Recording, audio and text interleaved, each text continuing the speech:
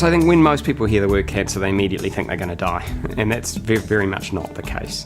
The prostate cancer is very treatable. It's a very slow growing cancer, and that's one of the advantages of detecting it early, is you can get rid of it. And then in this period where it's very slowly growing, maybe a 5-year window where we can cure it, whereas a lot of other cancers, that window might be 5 weeks.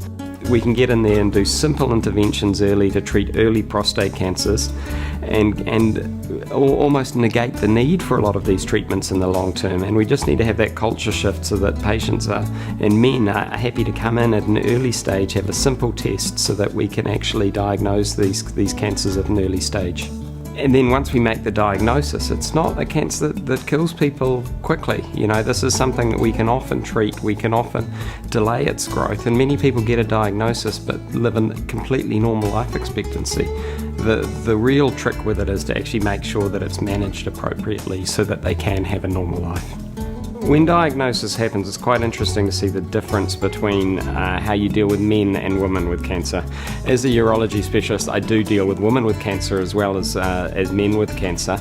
And it's not uncommon that you'll see the guy come back after you've already told that he's had cancer and he still hasn't decided to tell his wife about it. He will come back in by himself and he's like, well, I haven't really decided what to do. And often it's a case of denial, and it's often the denial that actually delays them coming in the first place. Often if you diagnose a lady with cancer, she'll come back in with her husband, her best friend, her daughter, her son, everybody in support around them, and it's really a sort of a cultural attitude that needs to change.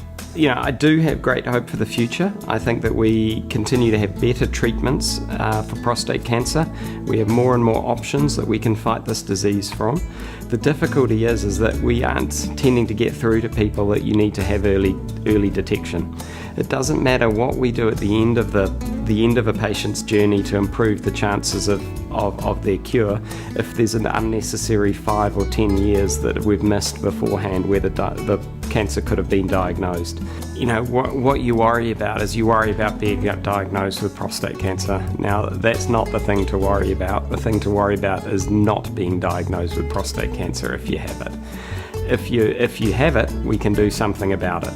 If you ignore it, hide from it, and then you end up presenting when it's at a stage where we can't cure it, that's the bit that you should be worried about rather than the having the test.